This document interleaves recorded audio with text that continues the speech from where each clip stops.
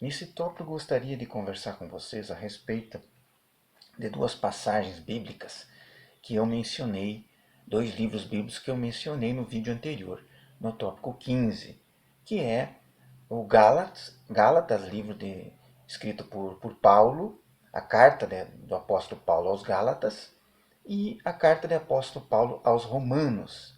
E especificamente para orientar quanto a algo que eu disse sobre a justificação, ou seja, a absolvição do cristão. A justificação quer dizer tornar justo uma pessoa, absolvê-la dos pecados. Esse processo de justificação, ele não se dá através da lei. Não é simplesmente você cumprindo os mandamentos que você vai ser justificado, que você vai ser perdoado por Deus, que você vai ser salvo. Não, não é esse o propósito do vídeo anterior, e é isso que eu quero esclarecer. A salvação, ela se dá pela graça de Deus, pela bondade de Deus, que através do seu Filho, através de Cristo, ele obteve o sacrifício vicário. O que é o sacrifício? O sacrifício substitutivo. Explicando melhor. Como foi dito no vídeo anterior, para que alguém tivesse seus pecados perdoados no Antigo Testamento, ele deveria oferecer um sacrifício. Geralmente era um animalzinho sacrifício. E o sangue desse sacrifício representava que o perdão dos pecados. Uma vida era perdida, um animalzinho era sacrificado para se obter perdão dos pecados. Com o Novo Testamento isso mudou, com o sacrifício de Cristo isso mudou, porque o sacrifício de Cristo ele tem o condão de ser vicário, substitutivo. Ele substitui todo aquele cerimonial que foi feito no Antigo Testamento. Ou seja, para ser salvo do pecado, basta você crer em Cristo. Basta você aceitar o sacrifício dele, aceitar o sofrimento dele em favor de toda a humanidade, ter fé nele, que você vai ser salvo. Então, o mandamento não tem a ver com a salvação. A obediência aos mandamentos, a lei deles, não é com a salvação. É com o fato de não pecar. Porque a Bíblia exorta, o Novo Testamento exorta o cristão a manter a fidelidade a Deus. Ou seja, a não pecar. Porque o próprio Cristo disse, se você perseverar até o fim, você será salvo. Não adianta você simplesmente ter a fé em Jesus, ter um novo nascimento, ser uma nova criatura e continuar reproduzindo a mesma vida de pecados anteriores. É o que Pedro disse lá na primeira epístola de Pedro, no capítulo 2, verso 21. A pessoa que permanece no pecado, Pedro disse lá no 20, portanto, se depois de ter escapado das contaminações do mundo, mediante o conhecimento do Senhor e Salvador Jesus Cristo, se deixarem enredar de novo e são vencidos, tornando-se o seu último estado pior do que o primeiro, ou seja, se a pessoa permanecer no pecado, ela vai perder a salvação. Melhor lhe fora, diz Pedro, melhor lhe fora que não tivesse conhecido o Evangelho. Então, não há como você ter uma vida de salvo sem a santidade, sem ter sido separado, sem ter sido reservado para o Senhor, para obedecê-lo, para evitar o pecado. Não há como ser um santo de Deus pecando, continuando transgredindo a lei de Deus. É nesse sentido a função da lei. A função da lei é no sentido de orientar e demonstrar o que é pecado. Porque senão vai ficar uma noção muito vaga.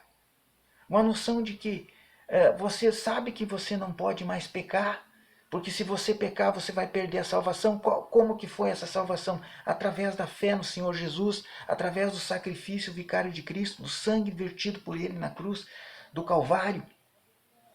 Você já foi salvo porque você creu em Jesus, você aceitou o Senhor Jesus, você passou pelo batismo, você foi discipulado, mas você volta à vida anterior, aos velhos rudimentos, ao rudimento de pecado, desobediência, porque você não tem essa consciência, você não tem essa noção do que é pecado.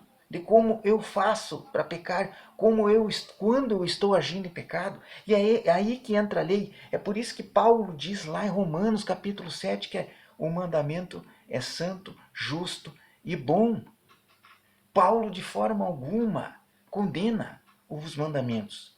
Paulo de forma alguma condena a lei de Deus. O que ele fala é justamente que você não precisa, não é obedecendo aos mandamentos que você vai ser perdoado, que você vai ser justificado, que você vai ser salvo por Deus. Não é pelos mandamentos materiais, não é. Mas é pela fé em Cristo que você obtém a salvação. Então são duas coisas diferentes. Eu sou salvo em primeiro plano pela fé no Senhor Jesus. Pela fé no Senhor que sacrificou a vida dele uma vez por todas, para que não precisasse mais ter o sacrifício de animais, ter aquela lei cerimonial vigendo, em que a pessoa oferecia um animal, derramasse o sangue de um animalzinho. Não, aquilo na verdade prefigurou a vinda de Cristo. Aquela lei desapareceu. Então agora nós estamos na lei de Cristo. A lei do quê? Que nós temos que ter fé no Senhor Jesus como Salvador, como Redentor, como aquele cujo sangue derramado na cruz perdoa os pecados. A função do sangue de Cristo, a força é perdoar pecados. Tendo essa consciência, eu vou, a partir de então, eu vou aceitar a Jesus. Eu vou me tornar uma nova criatura. Eu vou deixar aquela vida de velhos rudimentos, aquela vida pecaminosa, aquela vida que eu fazia coisas erradas. E eu vou passar aqui a cumprir a lei de Deus, a cumprir a lei que está prevista no Êxodo capítulo 20. A partir de então eu vou vivendo de acordo com as balizas da lei de Deus, porque é ela que vai me dizer o que eu posso e o que eu não posso fazer, o que eu devo e o que eu não devo fazer. É a lei moral de Deus que está lá no Êxodo capítulo 20. Então a lei de Deus, ela não é incompatível com a doutrina da salvação de maneira alguma. A lei, ela continua vigendo. Porque se eu não cumprir a lei de Deus, eu vou cometer pecado. E se eu ter uma vida reiterada de pecado, viver uma vida de pecado, é como disse João, eu não sou mais o Filho de Deus. O Filho de Deus ele não vive numa vida de pecado, reiteradamente numa vida de pecado.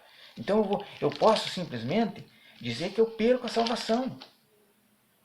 Eu perco se eu escolher uma vida de pecado, uma vida dissoluta, uma vida de iniquidade, após eu ter sido lavado pelo perdão de Cristo, pelo sangue de Cristo, meus pecados ter sido removido. Nesse caso, como diz Pedro, é melhor não ter conhecido nada do Evangelho, porque eu vou perder a salvação. Eu não sou mais um salvo. Então como que eu permaneço salvo? Perseverando até o fim. E o que é perseverando? Cumprindo a lei de Deus, observando a lei de Deus, porque a lei me diz o que é pecado. Se eu observar a lei de Deus, eu não cometo pecado. Então a lei de Deus ela não é incompatível com a salvação. A salvação é pela graça. A salvação é um dom de Deus, uma bondade que Deus dá liberalmente a todo ser humano que aceita a Cristo como seu Salvador e Redentor, que tem a fé no Senhor Jesus. A salvação ela se dá pela fé, não se dá por obra alguma. Eu não preciso fazer obra alguma para ser salvo. Basta eu crer no Senhor Jesus, basta eu crer que o sacrifício dele, que o sangue dele remove os meus pecados, me limpa e me torna uma nova criatura, me torna filho de Deus. Agora, a partir de então, eu preciso vigiar para não cometer pecado. E como é que eu faço isso? Cumprindo a lei, observando a lei. Porque a lei vai me dizer o que é pecado. Então a relação da lei com o pecado é essa. Ela me diz e ela me previne de cometer pecado. Eu não vou fazer isso porque os 10 mandamentos, eles impedem. Essa atitude, essa conduta está em desacordo com os mandamentos de Deus. Eu não vou agir assim. E eu vou evitar com isso a cometer pecado. E daí, quando eu tenho uma vida de santidade, eu tenho uma vida de me esforçando para não pecar, de acordo com a lei de Deus, observando os 10 mandamentos, eu me mantenho fixo na videira, a videira que é Cristo. É nesse sentido. Então, a lei ela não é para possibilitar a salvação. A lei ela tem a função, após Cristo, de orientar, de lhe mostrar o que é o pecado. Você conhecendo a lei, você sabe o que é pecado. E você não vai mais querer ofender a Jesus, ofender a Cristo, praticando algo em desacordo com a lei de Deus.